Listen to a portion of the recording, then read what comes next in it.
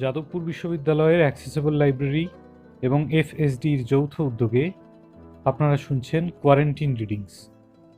দ্বাদশ পর্যায়ে পরিবেশিত হচ্ছে প্রমথনাথ বিশির উপন্যাস কেরি সাহেবের মুন্সি। উপন্যাসটি পাঠ করেছেন নন্দিনী সরকার। শ্রুতি গ্রন্থটি নির্মাণ করেছেন শুক্লা রায়। শুরু হচ্ছে কোয়ারেন্টিন রিডিংসের দ্বাদশ পর্যায়ে শ্রী প্রমথনাথ বিশি রচিত ইতিহাস আশ্রয়ী উপন্যাস কেরি সাহেবের মুন্সি। আজ তৃতীয় পর্ব।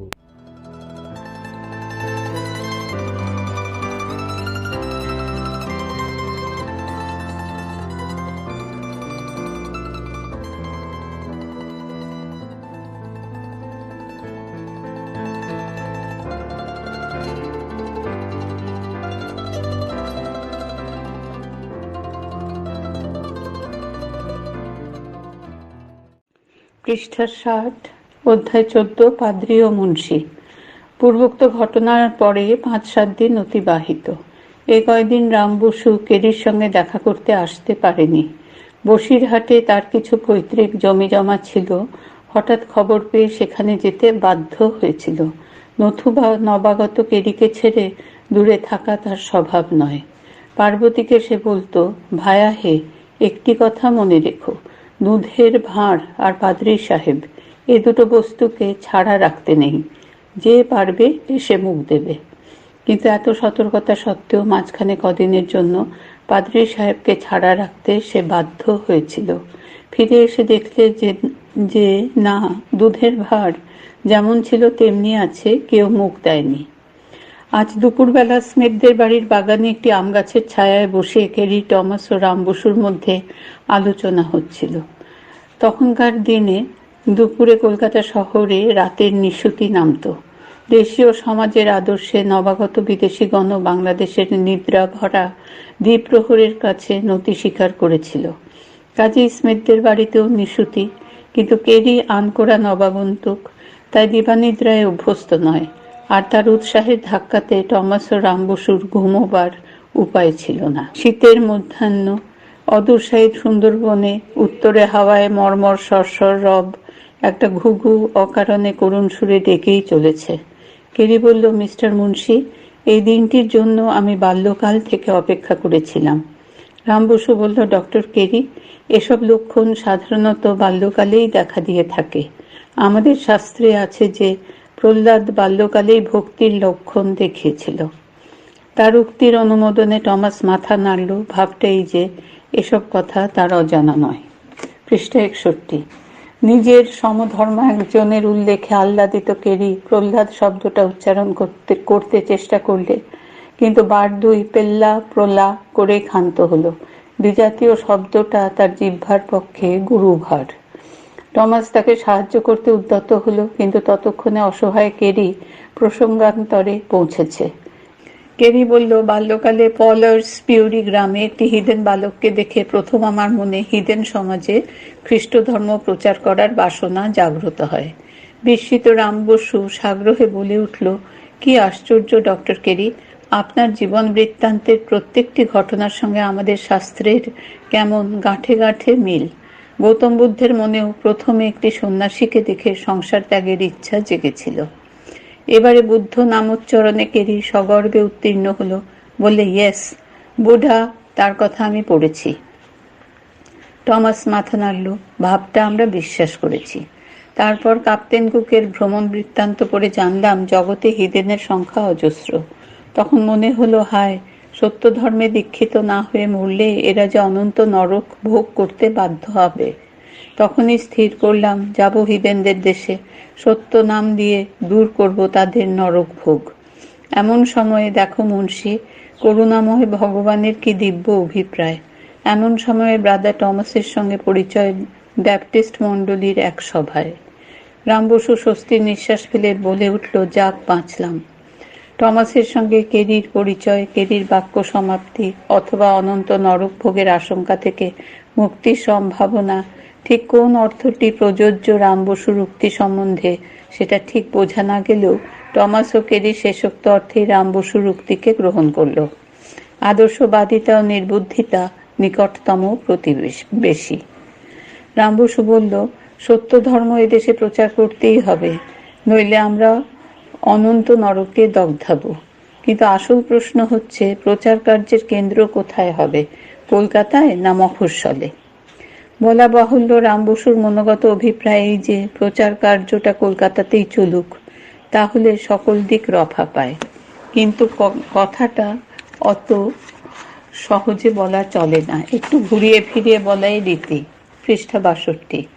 যে মাছ নিশ্চিত বড়শি গিলেছে তাকেও খেলিয়ে তবে টেনে তুলতে হয়। টমাস বাংলাদেশের অনেক স্থানে ঘুরেছে, কাজেই তার বিশ্বাস এ বিষয়ে সে একজন বিশেষজ্ঞ। তাই সে বলল, ব্রাদার কেরি, কলকাতায় ধর্মপ্রচার নিরর্থক। এখানে তবু কিছু প্রকৃত খ্রিস্টান আছে, হিদেনগণ সদা সর্বদা খ্রিস্ট ধর্মাবলম্বীদের মুখ দেখছে, কাজেই তাদের অবস্থা একেবারে শোচনীয় নয়। কিন্তু এখানে বসে থাকলে আমাদের চলবে না, যেতে হবে বাংলাদেশের আলোকবর্জিত সেই সব অঞ্চলে যেখানে এখনো প্রভুর নাম প্রতিধ্বনিতেও বহন করে নিয়ে যায়নি। সেসব স্থান আমি দেখে এসেছি ডক্টর কেরি, ভয়ানক সেসব স্থানের অবস্থা। সেখানকার অধিবাসীরা দিবারাত্রি নরকানলে দগ্ধ হচ্ছে।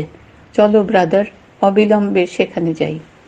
রাম বসু দেখল যে টমাসের বাগ্মিতা যেমন চারপাতুলে ছুটেছে, কি ঘটে বলা যায় না। হয়তোবা সপরিবার কেরিকে ল্যাজে বেঁধে নিয়ে এখনই দেবে ছুট আলোকবর্জিত সেসব অঞ্চলে।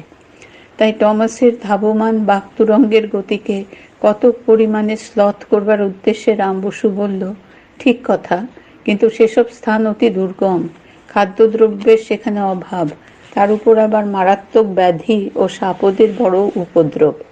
টমাস বলল, মুন্সি ঠিক কথাই বলেছে, কিন্তু প্রকৃত খ্রিস্টানের সেজন্য ভয় পেলে চলে না, কারণ তার শক্তি অজেয়।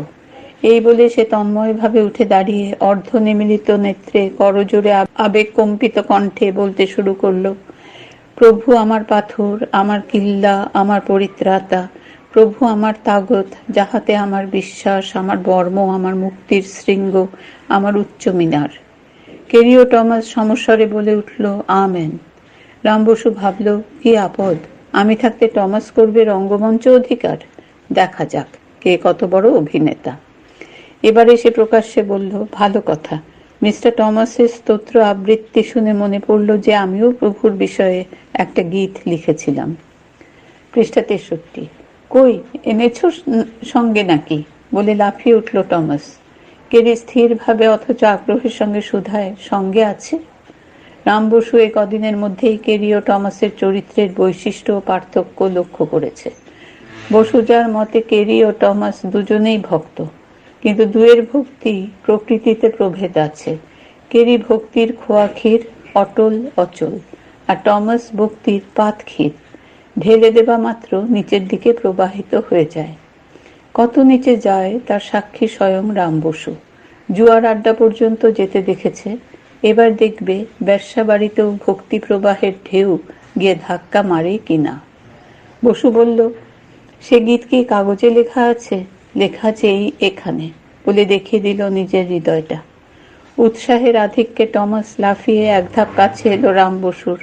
ভাবটা একবার হৃদয়ের মধ্যে উঁকি মেরে দেখবে কোন অক্ষরে গীতটি লিখিত, স্বর্ণাক্ষরে না রক্তাক্ষরে।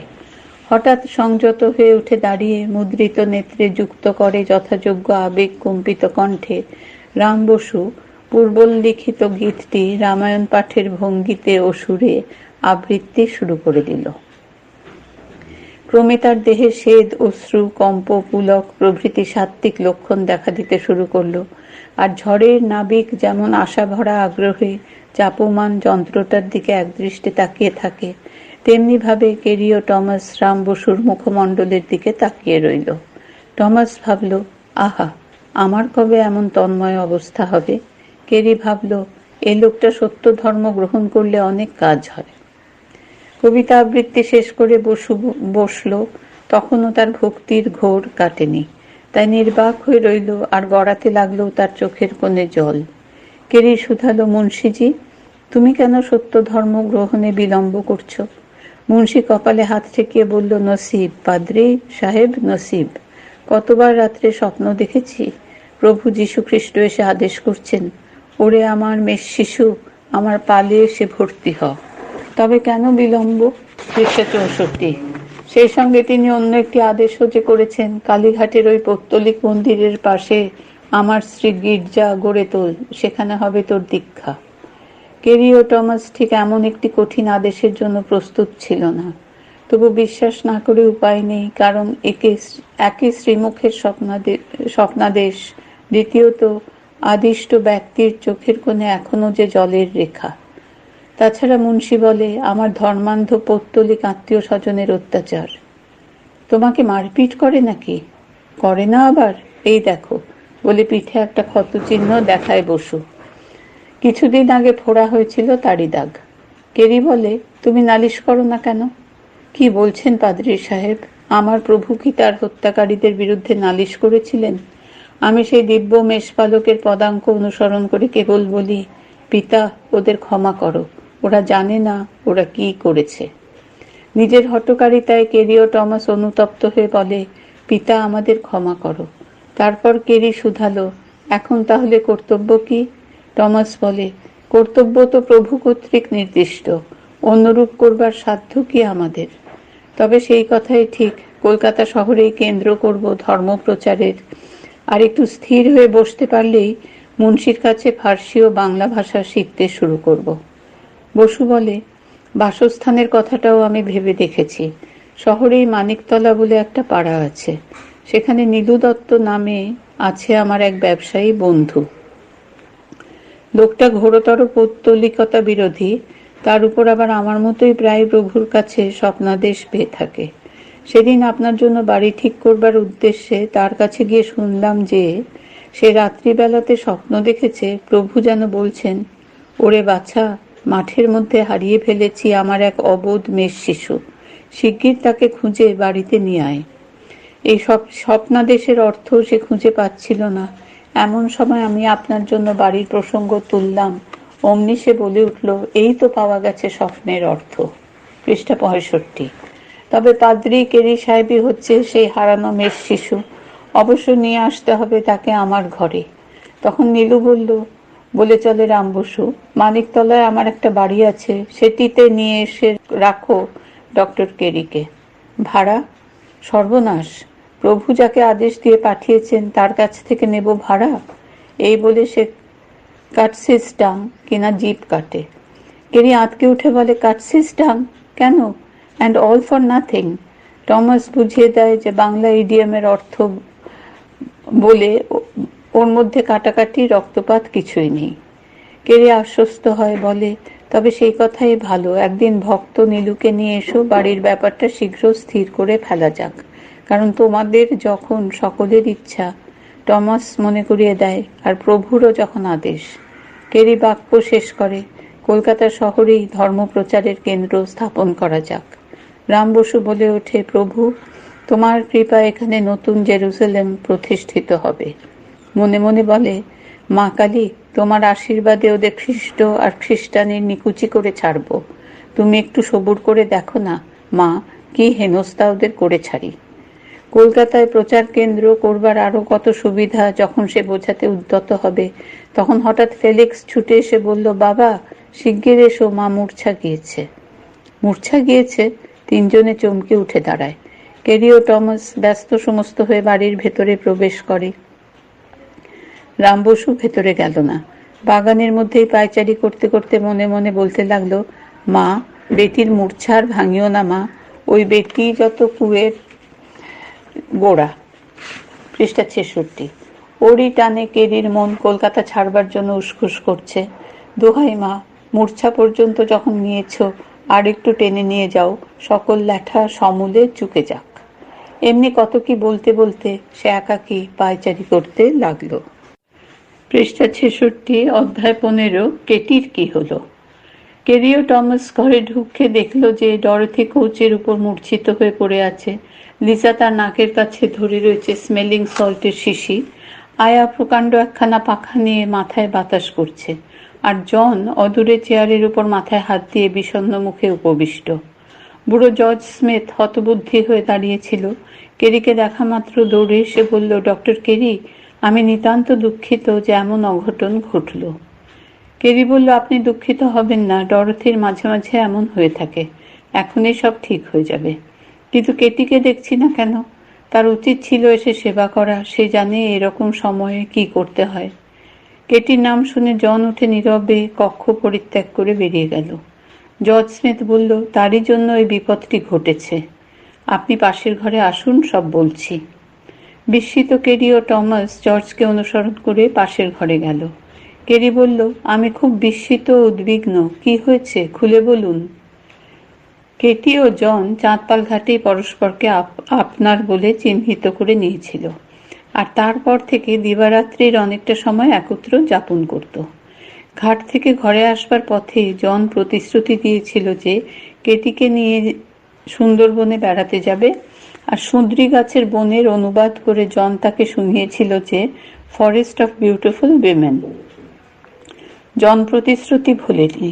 প্রত্যহ সকালে ব্রেকফাস্টের পর দুজনে ঘোড়ায় চেপে বনের ভেতর ঢুকে পড়ত, ফিরত সন্ধ্যার আগে, সঙ্গে নিত ডিনারের জন্য কিছু খাদ্য আর আত্মরক্ষার জন্য বন্দুক।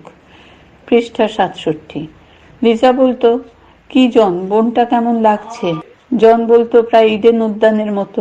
কৃত্রিম বিস্ময়ে লিজা বলে উঠত, কি সর্বনাশ! সর্বনাশ কেন? সেই ইডেন উদ্যান, সেই আদম ও ইভ, এখন বাকিটুকু না মিলে যায়। কি আর বাকি থাকলো? সর্পরূপী শয়তান? বাহ, তা না থাকলে আর মজা কিসের? বলো কি মজা? আদম আর ইভকে যে ইডেন উদ্যান পরিত্যাগ করে পৃথিবীতে আসতে হয়েছিল, সেই জন্যই তো পৃথিবীতে তোমার মতো সুন্দরী ভগ্নী পাওয়া গেল। সুন্দরী ভগ্নী কথাটা সত্য, কিন্তু সেটা কেবল মিসেস কেরির ভগ্নী সম্বন্ধেই প্রযোজ্য, অন্তত এক্ষেত্রে, বলে এলিজাবেথ। কৃত্রিম কোপে তর্জন করে জন বলল, লিসা, তুমি বড় মুখর, কিন্তু আমিও মুখ নই। তবে এখন সময় অল্প, আমি চললাম। কেটি বাইরে অপেক্ষা করছে।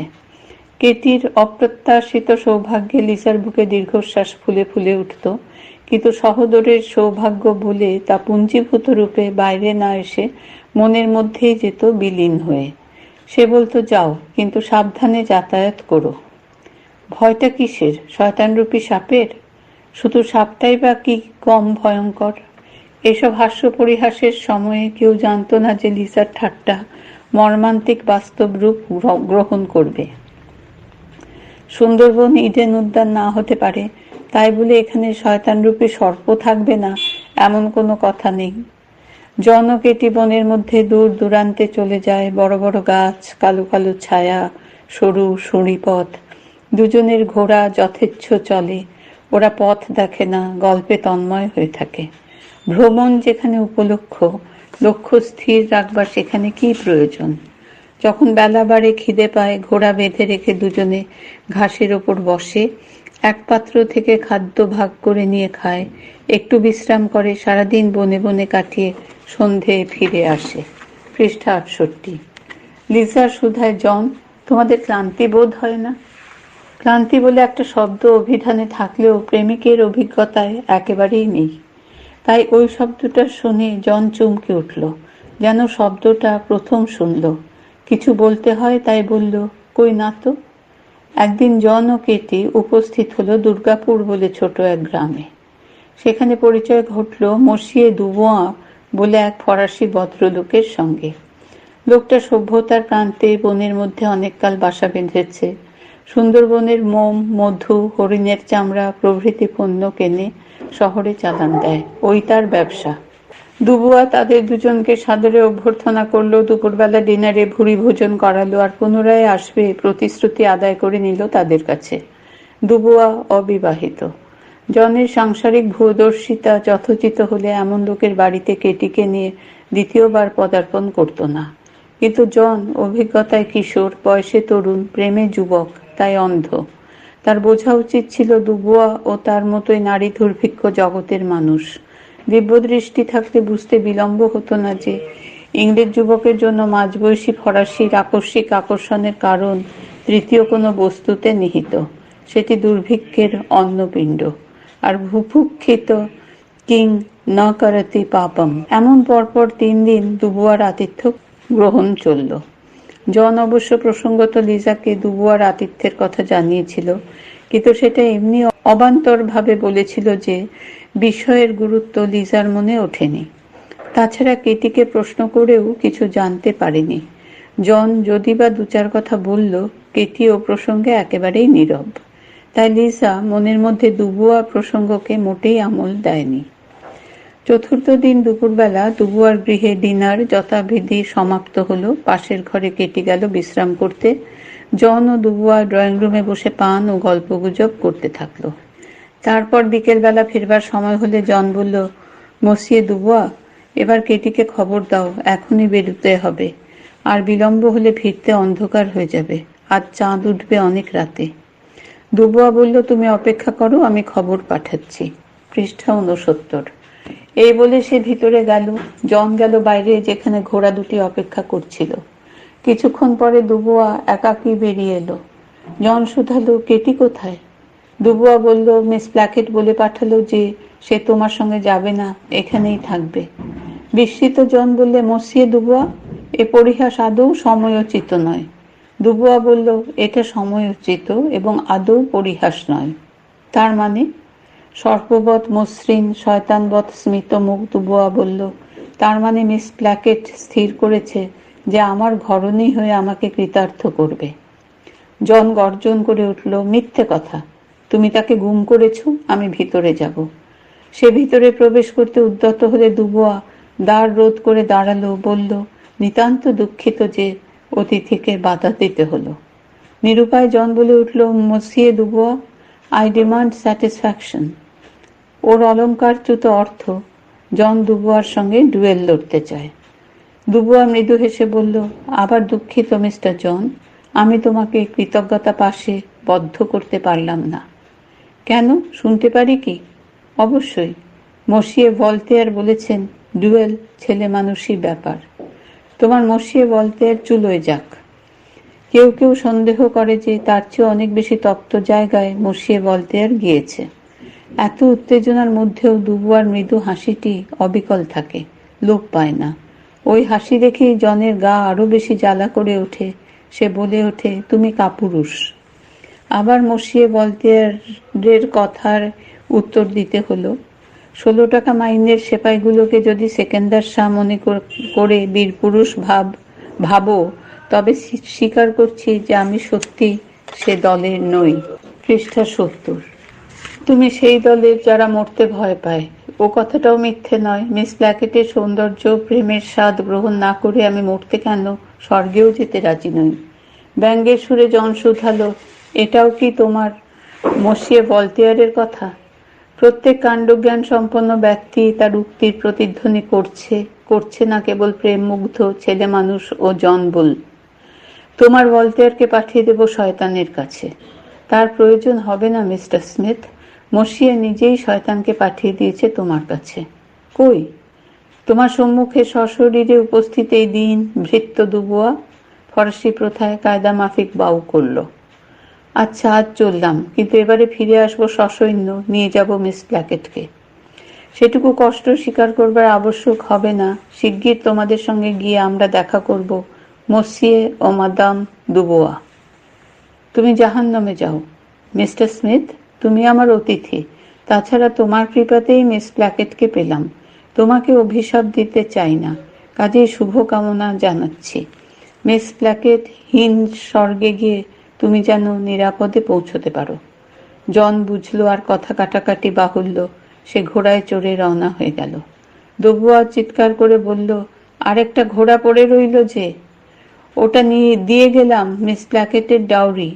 ঘোড়ার পিঠে চাবুক মারতে মারতে মুখ ফিরিয়ে বলল জন। ফরাসি সুলভ মুদ্রা দোষে 2 কাঁধে ঝাঁকুনি দিয়ে দুবুয়া বলে উঠল, ট্রেবেইন। জন বাড়ি ফিরে সমস্ত ঘটনা বলল। জর্জ বলল, এ যে লজ্জার এক শেষ। লিসা বলল, কেটি নিতান্ত ছেলে মানুষ নয়, ভিতরে ভিতরে তার ইচ্ছা না থাকলে এমনটি ঘটতে পারে না। পৃষ্ঠা 71। মিসেস কেরি কিছুই বলল না, নরম একটি কোচ বেছে নিয়ে মূর্ছিত হয়ে পড়ল। তখন ডাক পড়ল কেরি ও টমাসের। পাশের ঘরে গিয়ে জর্জ কেরিকে আনুপূর্বিক সব বলল। কেরির সব কথা শুনে বলল, কেটির এভাবে একাধিক দিন অপরিচিত ব্যক্তির বাড়িতে যাওয়া উচিত হয়নি। জর্জ বলল, কেটির চেয়ে বেশি দোষ জনের। সে কেন কেটিকে নিয়ে এমনভাবে আত্মীয়তা করতে গেল?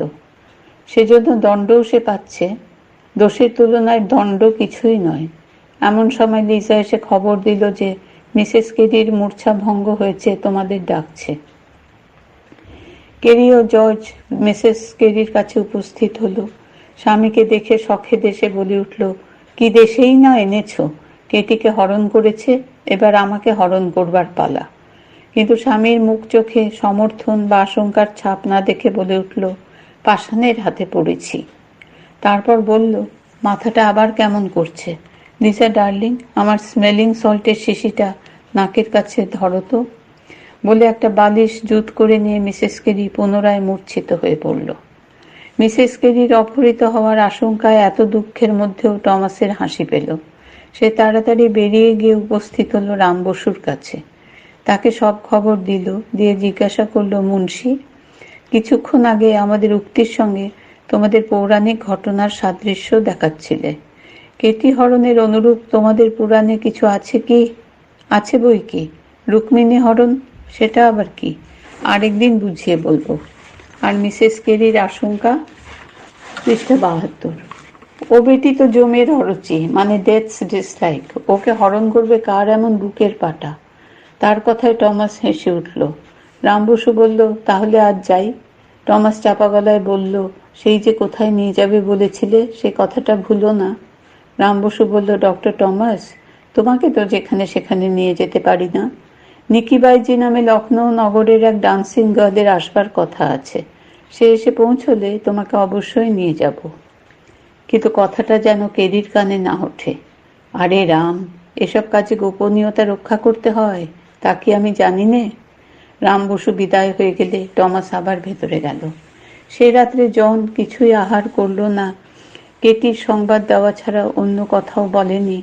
অভুক্ত অবস্থাতেই সে শয়ন করল। লিজা শুয়ে শুয়ে মনটাকে বিশ্লেষণ করছিল। কেটির সংবাদে অবশ্যই সে দুঃখিত হয়েছিল, কারণ এ কদিনে কেটির সঙ্গে তার সৌহার্দ্য জন্মেছে। কিন্তু এখন মনটাকে বিশ্লেষণ করতে গিয়ে দেখল যে সেখানে অমিশ্র দুঃখ নেই। জলের নিচে পদ্মের ছোট কুড়িটির মুখটি যেমন এতটুকু দেখা যায়, তেমনি তার মনের মধ্যেও যেন কেমন একটি আনন্দের প্রকট প্রায় অস্তিত্ব। সে ভাবল, ব্যাপার কি? কেটির সঙ্গে জনের বিয়ে হলে সে খুশি হতো, সন্দেহ নেই। কিন্তু এখন বুঝল সেইটুকুই তো সব নয়। তবে কি এই অনুভূতির মধ্যে প্রচ্ছন্নভাবে ঈর্ষা ছিল? কেন কেন নয়? কোথাকার কোন কেটি উড়ে সেই বাড়ি ঘর, পিতার স্নেহ, ভ্রাতার প্রেম দখল করে বসবে, আর সে নিষ্ফল উল্কার মতো অসার্থকতার স্তূপে গিয়ে পড়ে আবর্জনার রাশি বাড়াবে? না, এমন আদৌ সম্ভব নয়। সে ভাবল, বেশ হয়েছে, এমনটি হওয়াই উচিত ছিল। সে সিদ্ধান্ত করল, কেটি বড় সহজ মেয়ে নয়, হয়তো ভালো মেয়েও নয়, নতুবা অমনি দুদিনের সাক্ষাতেই একটা বাউন্ডুলে ফরাসির সঙ্গে জুটে পড়তো না। তার মনে হলো খুব ফাঁড়া কেটে গেল জনের। ওই মেয়েটাকে বিয়ে করলে জনের দুঃখের এবং শেষ পর্যন্ত লাঞ্ছনার অবধি থাকতো না। লিসা যখন জনের সম্ভাবিত মুক্তির আনন্দে নিজেকে, জনকে ও আত্মীয় স্বজনকে অভিনন্দিত করছিল, তখন বিনিদ্র জন নিজেকে পৃথিবীর হতভাগ্যতম ব্যক্তি বলে মনে করে বালিশে মুখ গুজে পড়েছিল। পৃষ্ঠা 73। এমন সময় বৃদ্ধ জর্জ মোমবাতির আলো হাতে তার ঘরে প্রবেশ করল। স্নিগ্ধ কণ্ঠে বলল, জন, কালকেই আমি নিজেই পুলিশ নিয়ে যাব কেটিকে উদ্ধার করে আনতে। তুমি নিশ্চিন্ত থাকো। যথাসাধ্য নিজেকে দৃঢ় করে জন বলল, না বাবা, ওরকম কিছু করতে যেও না। তাতে আমার দুঃখ বাড়বে, বই কমবে না। আর তাছাড়া আমি একটুও দুঃখিত হইনি। এই বলে পিতাকে সান্ত্বনা দেওয়ার উদ্দেশ্যে মুখে হাসি ফোটাতে চেষ্টা করল। কিন্তু এই প্রচেষ্টার উদ্যমে এতক্ষণে নিরুদ্ধ অশ্রু হঠাৎ বাঁধ ভেঙে নির্বারিত ধারায় নেমে এলো তার দুই গাল বেয়ে। বৃদ্ধ জজ এক ফুঁয়ে আলো নিভিয়ে দিয়ে প্রস্থান করল। পুত্রের অশ্রু দর্শনে ভূয়দর্শী পিতার মন হালকা হয়ে গেল। পুরুষ বিধাতার সৃষ্টি, নারী শয়তানের। পুরুষ ও নারীকে অবলম্বন করে সংসারে আজও দেব দানবের যুদ্ধ সক্রিয়। পৃষ্ঠা 73, অধ্যায় 16, মানিকতলার নীলু দত্ত। পাড়াপড়শিরা বলে, ব্যাপার কি হে নীলু দত্ত, হাতের আঙুল দিয়ে এক ফোঁটা জল গলে না, আর অত বড় বাড়িটা সাহেবকে বিনা ভাড়ায় থাকতে দিলে? বলি, মতলবটা কি? নীলু দত্ত লোকটা স্বল্পভাষী, আর অধিকাংশ স্বল্পভাষী লোকের মতো আত্মগোপন প্রয়াসী। অনেকের অনেক জিজ্ঞাসাবাদের পর একদিন উত্তর দিল, আরে ভাই, একে বিদেশি, তাতে আবার গরিব পাদ্রী, না হয় দিলাম দুদিন থাকতে, পড়েই তো আছে বাড়িটা।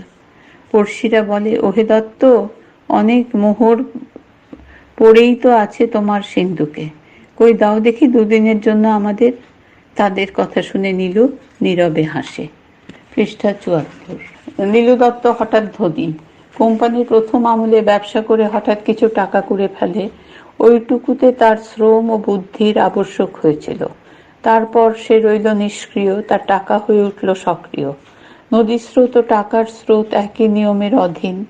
গোড়ায় মূল গতিবেগটা একবার সঞ্চার করে দিতে পারলে নিত্য নূতন ধারা সংগ্রহ করে নিয়ে বর্ধিততর বেগে, স্ফীততর দেহে চলতে থাকে নদী ও অর্থ প্রবাহ। নীলু দত্ত একসময় দেখতে পায় যে তার সাধের তরণী স্রোতের প্রবল ঠেলায় কখন অজ্ঞাতসারে সার্থকতার সমুদ্র সঙ্গমে উপনীত প্রায়। পাড়ার সকলে বলাবলি করে, এবারে একটা ডুব দিয়ে উঠলেই নীলু দত্তর জীবন মুক্তি। এমন অবস্থায় মাথা ঘূর্ণিত হওয়াই স্বাভাবিক, কিন্তু এক্ষেত্রে তেমন অঘটন ঘটল না। নীলু দত্ত তৃণাদপি সুনীচ হয়েই থাকলো। এখন তার একমাত্র খেদ এই যে তার অর্থ আছে অথচ কৌলিন্য নেই। ওই যে ঘোষেদের বাড়ির ইটগুলো খসে পড়েছে, ওর কৌলিন্য নীলুর চেয়ে অনেক বেশি। তখন সে কৌলিন্য সংগ্রহে মনোনিবেশ করল। তখনকার দিনে সাহেব সান্নিধ্য ছিল কৌলিন্য অর্জনের সহজতম পন্থা। লোকে বলতো, যেমন তেমন সাহেব লাট সাহেব। তাই রাম বসু কেরিকে আশ্রয়দানের প্রস্তাব করবা মাত্র লাফিয়ে উঠে সে রাজি হলো। একটা অন্ধকারাচ্ছন্ন হিডেন জাতিকে আলোকদানের আশায় সপরিবারে কেরি কলকাতায় আসেন। আদর্শের আতিশয্যে পূর্বাপর ভালো রূপে চিন্তা করবার সুযোগ পাননি। সঙ্গে ছিল ভাববাতিগ্রস্ত টমাসের প্ররোচনা। টমাস তাকে বুঝিয়েছিল গ্রাসাচ্ছাদন ও আশ্রয়ের চিন্তা করবার প্রয়োজন নেই। জাহাজ ঘাটাতে উপস্থিত হলেই দেখতে পাবে যে হাজার হাজার হিডেন নরনারী তোমার মতো প্রেরিত পুরুষকে মাথায় বহন করে নিয়ে যাওয়ার জন্য প্রস্তুত। বলা বাহুল্য, কেরির কয়েকদিনের অভিজ্ঞতায় টমাসের উক্তি সমর্থিত হয়নি। কেরি দেখল যে এই বৃহৎ নগরে আলোক প্রাপ্তিচ্ছু হিডেন যদি কেউ বা থাকে, তবে সে এখনো পর্যন্ত একান্ত গোপনেই আছে। আর আশ্রয় সে তো দিয়েছে জর্জ স্মিথ, কিন্তু এখানে তো অনির্দিষ্টকাল থাকা চলে না। তার উপরে কেটির অন্তর্ধান, ডরথির উন্মাদবৎ অবস্থা কেরিকে আরো বিব্রত করে তুলল। সে স্থির করল অবিলম্বে অন্যত্র যাওয়া কর্তব্য। তাই রাম বসু নীল দত্তর বাড়িতে গিয়ে বাস করবার প্রস্তাব করা মাত্র কেরি সম্মত হলো। কেরি মনে মনে আয়ের দিকটা হিসাব করে দেখতে পেল হাতে আছে কেটারিং এর মিশন কর্তৃক স্বীকৃত মাসোহারা। পৃষ্ঠা ৭৫। ৬০ টাকা, দি হোলি বাইবেল ও মনের অদম্য আকাঙ্ক্ষা। আর ব্যয়ের দিকটা হিসাব করে দেখল নিত্য নৈমিত্তিক অসংখ্য প্রকার খরচ, তদুপরি ডরথির হিস্টেরিয়া আর টমাসের অব্যবস্থিত চিত্ততা এবং প্রকার বাজেট সন্দর্শনে সাধারণ লোকের মূর্ছা যাওয়ার কথা। কিন্তু এ কথা ১০০ বার স্বীকার্য যে কেরি সাধারণ লোক ছিল না। সেই ঈষৎ কুণ্ঠার সঙ্গে বাড়ি ভাড়ার প্রসঙ্গ তুলতেই রাম বসু বলে উঠল, ও কথা মুখে আনবেন না, ডোন্ট ব্রিং টু মাউথ। সে জানালো নীলু দত্ত একজন ভক্ত লোক, কিন্তু সে তো হিডেন। রাম বসু বলল, হিডেন হলে কি হয়, মনে মনে খাঁটি খ্রিস্টান, কৃষ্ণ কৃষ্ণ জপ করতে করতে খ্রিস্ট খ্রিস্ট বলে ফেলে। ডক্টর কেরি আপনার শুভাগমন সংবাদ আমার মুখে শুনে বলল, ভায়া, পাদ্রী বাবাকে বলো যে দয়া করে এসে আমার বাড়িতে পায়ের ধুলো অর্থাৎ ডাস্ট অফ দি ফিট দিয়ে বাস করুন। তারপর সে বলল, এখন তার বাড়িতে গিয়ে বাস না করলে খুব দুর্নাম কিনা ব্যাড নেম হবে। যেসব হিডেন এখন কৃষ্ণ বলতে খ্রিস্ট বলে ফেলে, তাদের সবারই আবার কৃষ্ণ প্রাপ্তি ঘটবে, ওখানে যেতেই হবে। কেরি দেখলো এমন অনুনয়ের পরে রাজি না হবার আর কারণ থাকতে পারে না। পরদিন কেরি ও টমাসকে নিয়ে রাম বসু নীলু দত্তর মানিকতলার বাড়ি দেখিয়ে আনলো। মারহাট্টা খালের ঠিক ধারেই বাড়িটি, বেশ বড়, ভিতরে অনেকটা জায়গা। কেরির পছন্দ হলো। রাম বসু ভাবে এবার কেরিকে শক্ত করে বাঁধা গেল। এমন সুন্দর বৃহৎ বাড়ি ছেড়ে আর সে অনিশ্চয়ের মুখে ভাসবে না। আর জালি বোটের মতো তাকেও পিছনে পিছনে ভেসে চলতে হবে না। সে আরো ভাবে যে এ হলো ভালো, কলকাতাতেও থাকা হবে, আবার মাসিক 20 টাকা বেতনও মিলবে। গাছের ও তলার ফল দুই হবে তার করায়ত্ত। ভয় ছিল তার কেরিকে। এ কয়দিনেই বুঝেছিল যে কেরি ও টমাস এক উপাদানে গঠিত নয়। টমাস যত শক্তই হোক তবু ধাতুময়, আঘাতে বাঁকে উত্তাপে গলে, কিন্তু কেরি গঠিত নিরেট পাথরে, আঘাতে ভাঙতে পারে কিন্তু উত্তাপে গলবার নয়। পৃষ্ঠা 76। সেই কেরি এত সহজে স্থায়ী হলো দেখে সে নিশ্চিন্ত হলো। চিন্তা ছিল না টমাসের জন্য, কারণ তাকে আগেই বেঁধে ফেলেছিল। সেদিনটা ছিল রোববার। সেন্ট জনস গির্জায় উপাসনায় যোগ দিয়ে টমাসের ফিরতে প্রায় মধ্যাহ্ন হয়েছিল। বাড়ি এসে দেখে রাম বসু অপেক্ষা করছে। কি ব্যাপার? একবার দেখা করতে এলাম। বেশ বেশ, চলো না আজ সন্ধ্যায় শহরটা একবার ঘুরে দেখে আসি। শহরটা বলতে কতখানি কি বোঝায় জানবার উদ্দেশ্যে বসু বলে ওঠে, অমনি ডক্টর কেরিকে সঙ্গে নিলে হতো না? টমাস শিউরে উঠে বলে, আরে না না, তাকে আর বিরক্ত করা কেন, তুমি আমি দুজনেই যথেষ্ট। বসু যা খেলোয়াড় লোক, মরা পাখিকেও খেলিয়ে তবে আয়ত্ত করে। বলে, বেশ বেশ, চলুন শহরের গির্জাগুলো দেখে আসি, দেখলেও মনটা পবিত্র হয়। বসু, তুমিও দেখছি ধর্মবাতিগ্রস্ত হয়ে পড়লে। দেখো, ধর্ম খুব উত্তম, কিন্তু জীবনের অন্য অঙ্গও তো নিন্দনীয় নয়।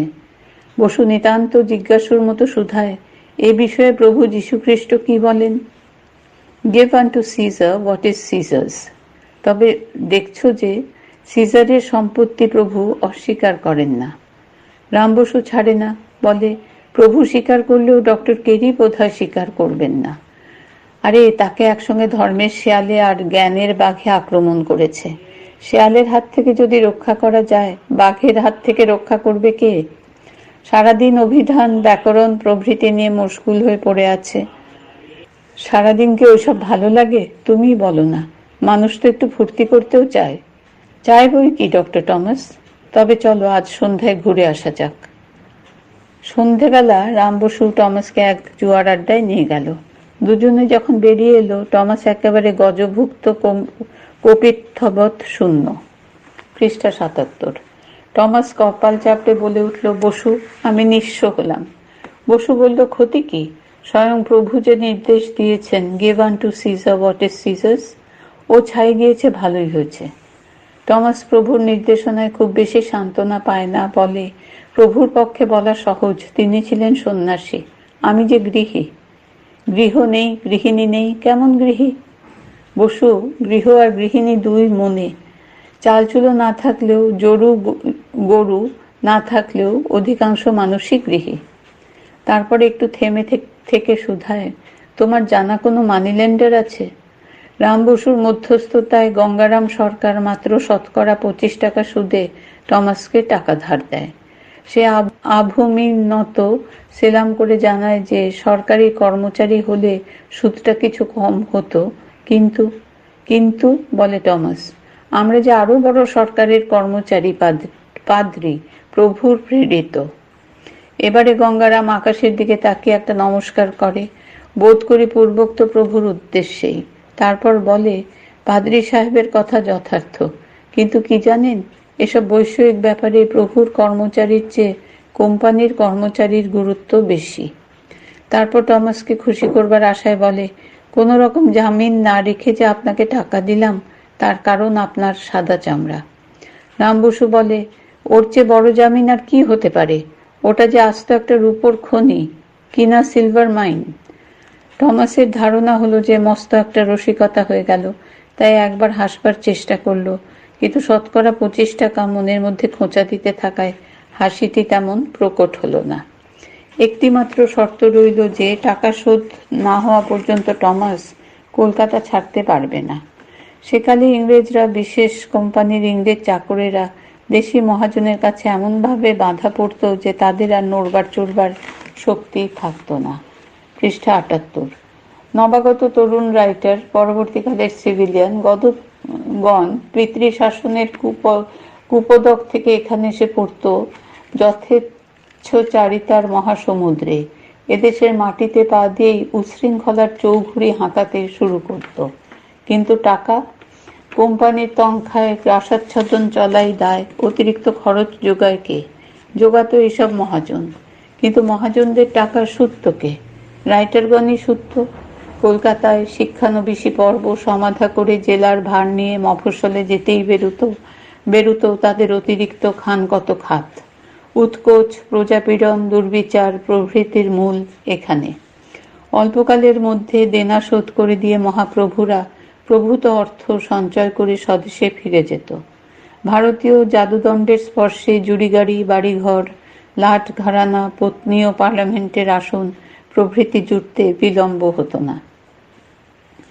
এরাই তৎকালে ইংরেজ সমাজে নবাব নামে পরিচিত। মুসলমানি নবাবী শাসনের সুযোগ্য উত্তরাধিকারী ফিরিঙ্গি নবাব। অবশ্য এই ক্রমে ব্যতিক্রম টমাসের মতো ব্যক্তি সর্বযুগে, সর্বসমাজে, সর্বদেশেই ব্যতিক্রম। নীলু দত্ত বলে, ভায়া, এবারে বড় বজ্রাখানা ঘাটে ভিড়িয়েছি, আর ভয় নেই। রাম বসু উত্তর দেয়, কিন্তু ওই ডিঙি নৌকোখানাকে একেবারে অবহেলা করো না। সংসারে বজ্রা আর ডিঙি দুয়েরই প্রয়োজন হয়। সে কি আর আমি জানি নে? তুমি তো তাকে এরই মধ্যে গঙ্গা রামী কাছিতে বেঁধে ফেলেছ। কিন্তু আর একটা উপরি বাঁধন দিতে দোষ কি?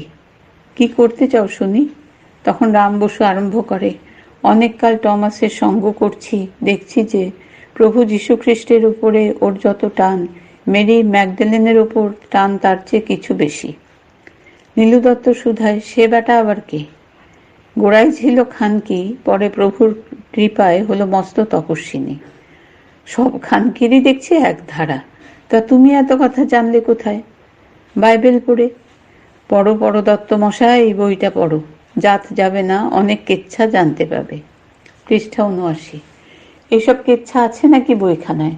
তবে যে ধর্মগ্রন্থ তাতে আর সন্দেহ নেই। ওর পুরনো অংশে অনেক লচ্ছেদার কেচ্ছা আছে, কিন্তু সত্যি বলতে কি, আমাদের রামায়ণ মহাভারতের কাছে কেউ নয়। তখন নীলু দত্তের বেনিয়ান আচ্ছাদিত লোমশ বক্ষে হঠাৎ আর্য গৌরব উদ্বেল হয়ে উঠল। সে ২ হাত মাথায় ঠেকিয়ে বলল, ভায়া, ওসব আর্য ঋষিদের সৃষ্টি, হবে না। তারপর একটু থেমে বলল, তা এমন একখানা ভালো বই বাংলা তর্জমা হলে যে পড়া যেত। সে আশা শিগগিরই মিটবে। ওই কাজ করবে বলেই তো কেরি এদেশে আসছে। বেশ, ৭ শিগগির করে ফেলুক, দুপুরবেলা পড়া যাবে। কিন্তু টমাসের কথা কি বলছিলে? ওকে নারী ঘটিত বাঁধন পরিয়ে দিতে পারলে নিশ্চিন্ত হওয়া যেত। এই কথা? এ আর কঠিন কি? পরশুদিন আমার বাগান বাড়িতে নিকিবাইজির নাচ হবে, অনেক সাহেব শুভ আসবে, টমাসকে নিয়ে এসো না। সে কথা আভাসে একরকম তাকে জানিয়ে রেখেছি, এমন কেরি জানতে পেরে না গোলমাল ঘটায়। তাও বেটাকেও আনো না কেন? সে বড় কঠিন ঠাই। তবে সহজটাকেই নিয়ে এসো।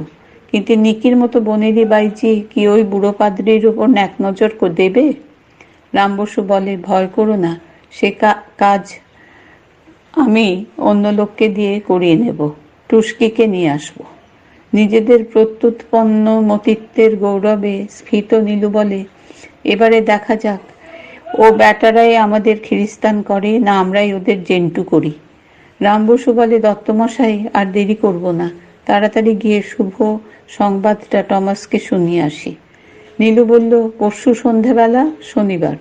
রাম বসু দূর থেকে হাত নেড়ে ইশারায় জানায় যে সমস্ত তার মনে আছে।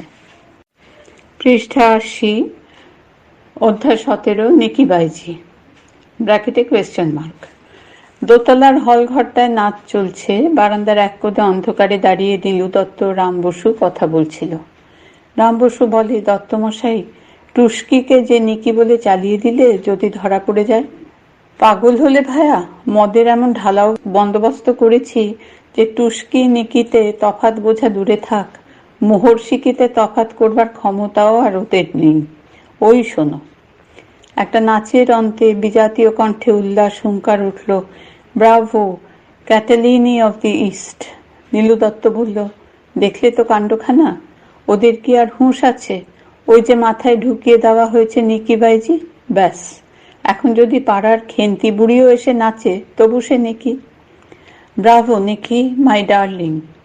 যাক, তোমারও কম সুবিধে হয়নি, নিকি না আসাতে অনেক টাকা বেঁচে গেল। ভায়া সে গুড়ে বালি। কেমন? নিকি আসতে পারবে না শুনেই মদের বরাদ্দ বাড়িয়ে দিতে হলো। নিকির রূপের অভাব মদের প্রভাবে ঢেকে দিতে হবে তো, নইলে যে ব্যাটারা কুরুক্ষেত্র কাণ্ড করে বসবে। কেমন শুনি? আগে ভেবেছিলাম ম্যাকওয়ান্স বিয়ার আনবো, কোয়াট বোতল 3.5 টাকা ডজন। নিকি না আসাতে স্টোনস বাস বিয়ার আনতে হলো, কোয়াট বোতল 5.5 টাকা ডজন। তারপর দেখো ন্যাশনাল মার্কা ব্র্যান্ডি 14 টাকা বোতলের বদলে আনতে হলো বি হাইভ 22 টাকা বোতল, ভেনিস মুনি 24 টাকা বোতল, হেনেসি 27 টাকা বোতল। পৃষ্ঠা 81। সব শুদ্ধ মিলে নিকির খরচের ওপর দিয়ে গেল। রাম বসু সুধায় 2-1 ফোঁটা প্রসাদ পাওয়া যায় না? পাগল হয়েছ নাকি ভায়া? তলানি শুদ্ধ না খেয়ে ব্যাটারা যাবে না। যাই হোক, বোতল বিক্রি করেও কিছু খরচা উঠবে। বিলিতি মদের বোতলের চড়া দাম, 4 টাকা ডজন। বসু, তুমি দেখছি এতকাল সাহেবের সঙ্গ করেও ওদের স্বভাব জানো না। কেন কেন? যাওয়ার আগে ব্যাটারা মাতাল হয়ে বোতল নিয়ে গদাযুদ্ধ আরম্ভ করবে, ঝাড় লণ্ঠন ভেঙে কোচ চেয়ার গুড়িয়ে তবে বিদায় নেবে। তবে এই কাণ্ড ফি বছর করতে যাও কেন? কর্মফল। পাড়ায় খাতির বাড়বে, বনেদি ধনী ঘোষেদের ওপর টেক্কা দিতে হবে। তারপর সে একটা লম্বা দীর্ঘশ্বাস ফেলে বলে, জানাম্য ধর্মং ন চ মে নিবৃত্তি। গীতার মহাদুক্তির পটভূমিতে হলঘরের মধ্য হতে ধ্বনিত হয়, begin darling begin, Catalini of my heart. একটি মদমত্ত কণ্ঠ সুর বিজড়িত স্বরে গেয়ে ওঠে, you are quite all right inside the বা, বাট খবরদার দ্য ক্যাভিয়ার। রাম বসু বলে, না, একেবারে পাষণ্ড, গীতার মাহাত্ম্য বোঝে না, সব মাটি করে দিল। নীলু দত্ত বলে, গীতার মাহাত্ম্য না বুঝলেও মহাভারতের অমর্যাদা করবে না। ঠিক সেই মুহূর্তে হলঘরে হাসির খিলখিল বেলোয়ারি আওয়াজ উঠল। নাও, ওই বোধহয় সভাপর্বের অভিনয় শুরু হলো। এখন দুর্যোধন, দুঃশাসন 100 ভাই মিলে এক দ্রৌপদীকে নিয়ে টানাটানি শুরু করলে এখানেই না দ্রৌপদী পতন ঘটে। পৃষ্ঠা 82। সেই আশঙ্কাতেই তো রহিমা বিবি, হাফ কালী আর প্রমোদাকে সঙ্গে নিয়ে এসেছি। উচ্ছ্বসিত হাসি, ঘুঙুরের রব, গেরাসের টুংটাং, মধ্যবিজড়িত প্রণয় হুঙ্কার, হিন্দি ইংরেজি গানের 2-1টা ছিন্ন করে আসতেই থাকে। ওরা বলে ওঠে, কেলেঙ্কারির এক শেষ। নীলু বলে, মেয়ে মানুষগুলোকে খুন জখম না করে যায়। রাম বসু পরামর্শ দেয়, মদের এত খরচা করলে ওই সঙ্গে একটা ডাক্তার যদি এনে রাখতে, তাতে মাতালের সংখ্যা আর একটা বাড়ত বই তো নয়। এরপর মেয়ে মানুষগুলোকে খেসারত দিতে হবে। তারপরে আছে কসাইটোলা বাজারের ইউনিয়ন ট্যাভার্নের বিল শোধ। জেরবার হয়ে গেলাম ভাই, জেরবার হয়ে গেলাম। নিকি এলে বোধ করে এত হাঙ্গামা হতো না। নীলু বলে, কে জানে, কিন্তু সে আসবে কেন? মহারাজা নবকৃষ্ণের বাড়ির বায়না ফেলে মানিকতলায় নীলু দত্তের বাড়িতে আসতে যাবে কেন? ও কথা মনে করি আর দুঃখ দিও না, ওসব থাক। প্রসঙ্গ পাল্টিয়ে শুরু করে, তোমার বিলম্ব দেখে ভাবলাম যে টমাসকে বুঝে আনতে পারলে না। প্রায় সেই রকম ব্যাপার দাঁড়িয়েছিল। হঠাৎ কেরি বলে বসলো, না না, টমাস গেলে চলবে কেন? আজ সন্ধ্যায় দুজনে বসবো বাইবেল তর্জমা করতে। শোনো একবার কথা। কেরির কথা শুনে টমাসের তো গেল মুখ শুকিয়ে, আমার দিকে ফ্যাল ফ্যাল করে তাকায়। তখন আমি কেরিকে লম্বা এক সেলাম করে বললাম, মানিকতলার এক মুদি খ্রিস্টান হবার ইচ্ছা প্রকাশ করেছে। তাকে জানিয়েছি যে সাচ্চা এক পাদ্রী নিয়ে এসে প্রভু খ্রিস্টের মহিমা শোনাবো। এখন ডক্টর টমাস না গেলে লোকটা কি ভাববে? বুঝলে দত্তমশাই, আমার কথা শোনবা মাত্র কেরি আর টমাসের মুখ আশায় উজ্জ্বল হয়ে উঠল। পাছে বেটা কেরিও সঙ্গে আসতে চায়, টমাসকে নিয়েই দিলাম ছুট। এখন টমাস আর টুস্কিতে ভেট করিয়ে দিতে হয়।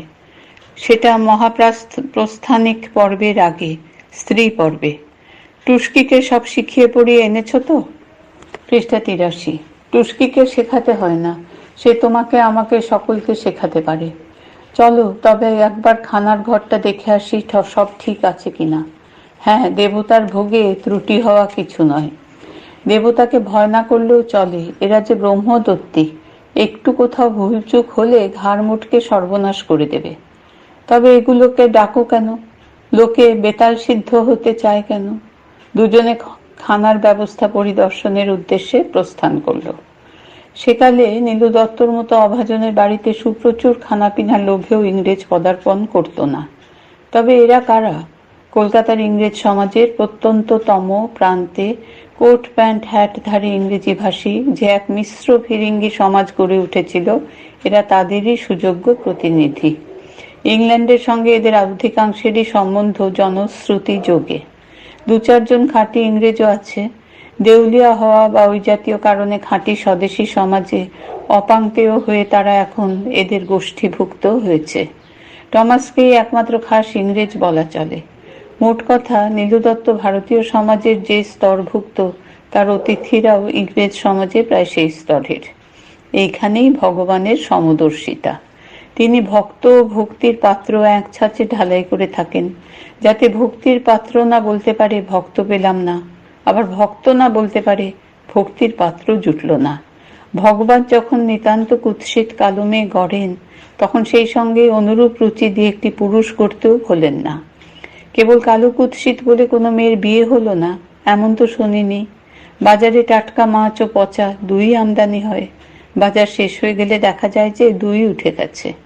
এইসব দৃষ্টান্তের পরে ভগবানকে আর কখনোই একদেশদর্শী অপবাদ দেওয়া উচিত নয়। গভীর রাত্রে মদনমত্ত নিমন্ত্রিতের দল বিদায় হয়ে গেল।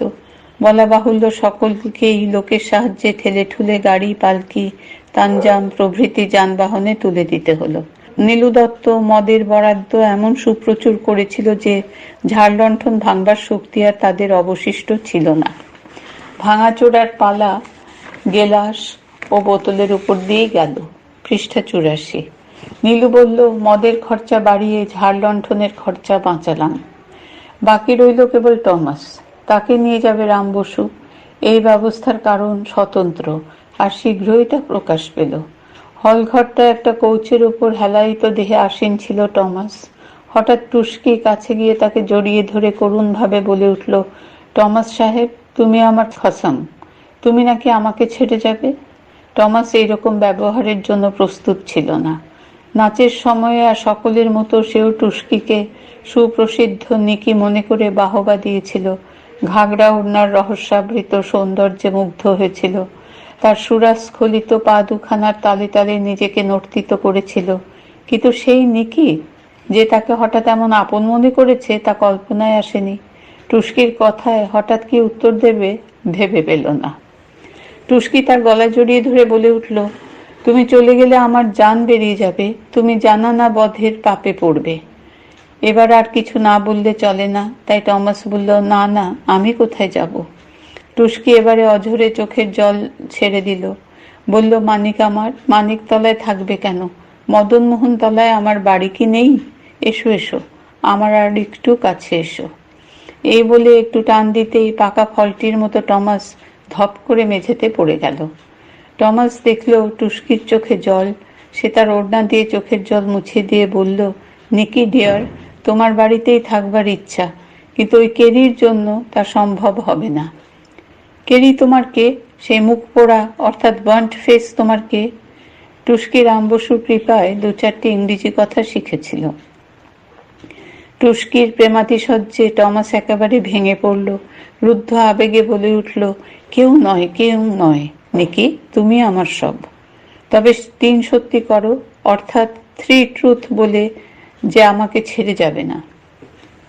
পৃষ্ঠা 85। টমাস বলল, না, কখনোই যাব না। তবে চলো আমার ও ঘরে। কি কর্তব্য বুঝতে না পেরে টমাস যখন ইতস্তত করছে, এমন সময়ে রহিমা বিবি ছুটে এসে বলল, এ কি তোর ব্যবহার ছুরি? আমার খসমকে বাগাবার চেষ্টা করছিস? টুস্কি বলল, চালাকি রাখ, টমুকে দেখে অবধি আমি পাগল হয়েছি। আর তোর টুমু যে আমাকে দেখে অবধি পাগল হয়েছে তার খোঁজ রাখিস?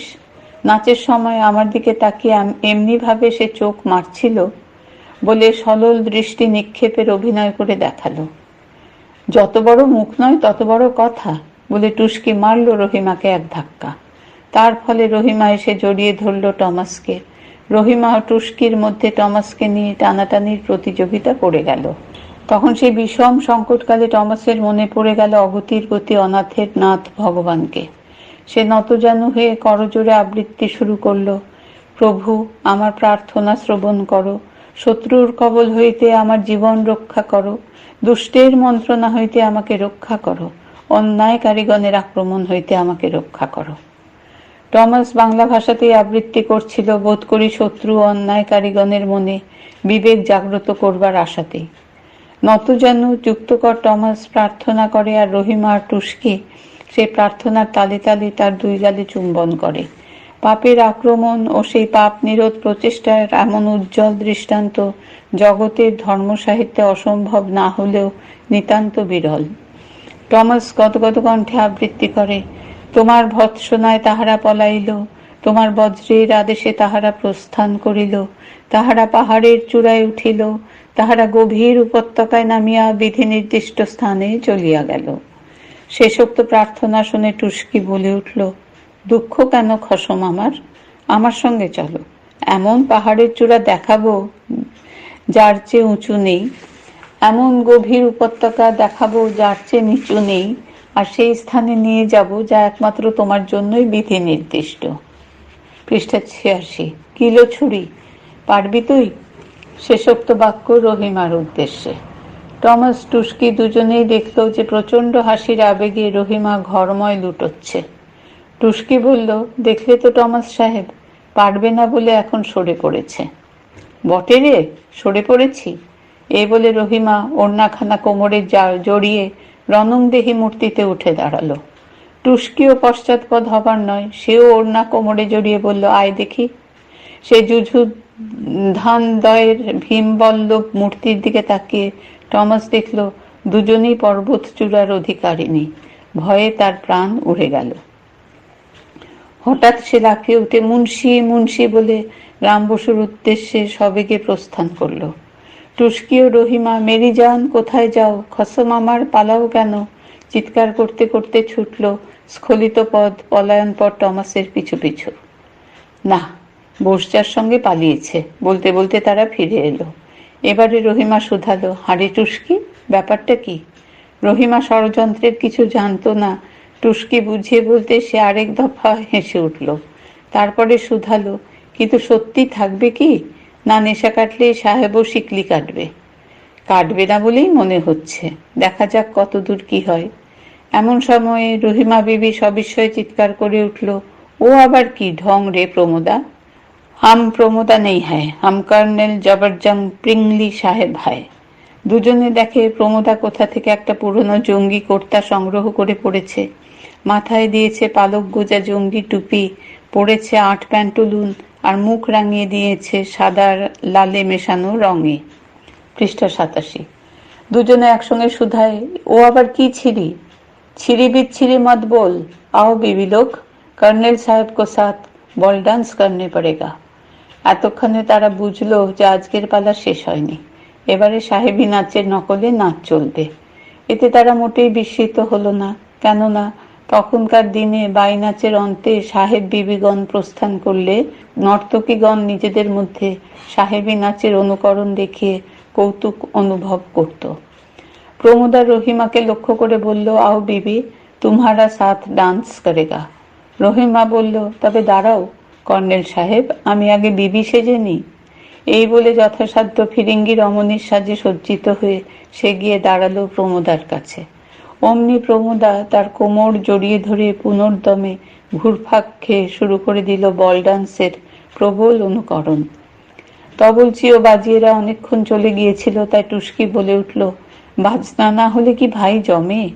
কিন্তু শীঘ্রই সে দুঃখ দূর হলো। ঘরের ভিতর কি চলছে দেখবার জন্য চাকর বাকরের দল প্রবেশ করে সোলদাসে চিৎকার করে উঠল, বাহ বিবি সাহেব বেশ খাসা, খুবসুরত, আর ছুরি মারিস নে পাগলি। কেটে দে মা, বদরক্ত বেরিয়ে যাক। টুস্কি বললে, শুধু বাহবা দিলেই হয় না, বাজনার জোগাড় করো। অমনি তারা হাতের কাছে যা পেল, বোতল, গেলাস, প্লেট, চেয়ারের হাতল, টেবিলের পাটাতন বাজাতে শুরু করলো। ক্রমে নাচ জমে উঠল। তখন একজন বলে উঠল, একটা গান হলে বেশ জমতো। টুস্কি বলল, জমতো তো গাও না কেন, মিছে ষাঁড়ের মতো চেঁচাচ্ছ কেন? ঠিক বলেছ প্রাণ আমার, বলে সে ধরল। দেখো মেরি জান, কোম্পানি নিশান, বিবি গিয়া দম দম, উড়া হ্যায় নিশান। বড়া সাহেব, ছোটা সাহেব, বাঁকা কাপ্তান, দেখো মেরি জান, লিয়া হায় নিশান। পৃষ্ঠা 88। এবারে আর কোনো অঙ্গের অভাব রইল না। নৃত্য, বাদ্য, গীত সবেগে সরবে সোৎসাহে চলল। মদের গন্ধ, পোড়া মোমের গন্ধে ঠাসা সে অর্ধস্তিমিত নাচঘরের অর্ধরাত্রির প্রহরে। এখানেই এ পালার সমাপ্তি ঘটলে যথেষ্ট হলো বলা চলত, কিন্তু না, কৌতুকময় জাদুকরের টুপির মধ্যে আরো কিছু কৌতুক সঞ্চিত ছিল। ক্ষণিক নাচের বিশ্রামের অবকাশে রহিমা ও প্রমোদা সাহেবী কণ্ঠের অনুকরণে শুরু করল, আবদা পেগ লাও, নেহি নেহি ছোটা পেগ নেহি, বড়া পেগ, একদম ওয়ারেন হস্তিনকা হস্তিনিকা মাফিক বড়া পেগ। তাদের দৃষ্টান্তে সকলেই যথাসাধ্য সাহেব বিবির জীবনযাত্রার অনুকরণ শুরু করে দিল, আর প্রত্যেক উক্তির শেষে হাসির হররায় ছাদের কড়িকাঠগুলো কেঁপে কেঁপে উঠতে লাগলো। এমন সময় গর্জন উঠল, কোন হায় রে বদমাস! সকলে সচকিত হয়ে ভাবল, এ তো নকল সাহেবী কণ্ঠ নয়, একবারে খাঁটি বিলিতি জিনিস। শীঘ্রই তাদের সন্দেহ সমূলে দূর করে কোচের অন্তরাল থেকে মাথা তুলল মিস্টার জনসন। হেনেসি ব্র্যান্ডির কৃপায় কোচের আড়ালে ধরাশায়ী মিস্টার জনসন এতক্ষণ কারো চোখে পড়েনি। জনসনের রসভঙ্গকর আবির্ভাবে সকলে সন্ত্রস্ত হয়ে যথাসম্ভব বিনীতভাবে দাঁড়ালো, কিন্তু তাতে জন বুলি উষ্মা কমবার লক্ষণ দেখা গেল না। 3-4 বার চেষ্টার পরে সে পদস্থ হয়ে দাঁড়িয়ে সাচ্চা জন বুলি কণ্ঠ ভাষা ছুটিয়ে দিল, you bastards, you blackies, you rascals, you insult Britain's, but একটা শূন্য মদের বোতল কুড়িয়ে নিয়ে ফুসফুসের তাবৎ প্রশ্বাস প্রয়োগে গর্জন করে উঠল, rule Britannia, Britannia rules the waves. পৃষ্ঠা 89। আর সেই সঙ্গে শূন্য মদের বোতল গদার মতো ঘোরাতে ঘোরাতে ব্রিটেন সন্তানগণের অপমানকারীদের উদ্দেশ্যে চেঁচে ছুটল, বাট ব্রিটেনস নেভার শ্যাল। কিন্তু ব্রিটেনগণের সংকল্প প্রকাশের সুযোগ হলো না। তৎপূর্বেই জনসন সশব্দে মেঝেতে পড়ল, বোতলটা শতখণ্ড হয়ে দর্শকদের গায়ে এসে লাগল। মহৎ সংকল্পের এমন আকস্মিক পতন কদাচিৎ দৃষ্ট হয়। খুন হলো বলে সবাই হল্লা করে উঠল। শব্দে আকৃষ্ট হয়ে নীলু দত্ত ঘরে ঢুকে বলল, তাই বলো, জনসন সাহেব এখানে? যাও, সবাই মিলে ওকে গাড়িতে তুলে দাও, ওর কোচম্যান বড় ভাবিত হয়ে উঠেছে। তখন নীলু দত্তর অনুচরগণ সমুদ্র শাসন দক্ষ ব্রিটেন সন্তানকে ধরাধরি করে গাড়ির উদ্দেশ্যে নিয়ে চলল।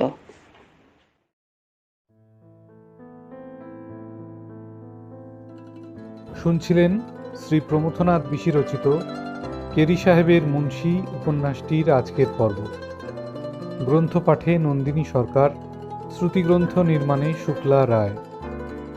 কোয়ারেন্টিন রিডিংস আপনাদের কেমন লাগছে তা আমাদের জানাতে আপনারা আমাদেরকে ইমেল করতে পারেন info.fsdju@gmail.com এই ইমেল আইডিতে।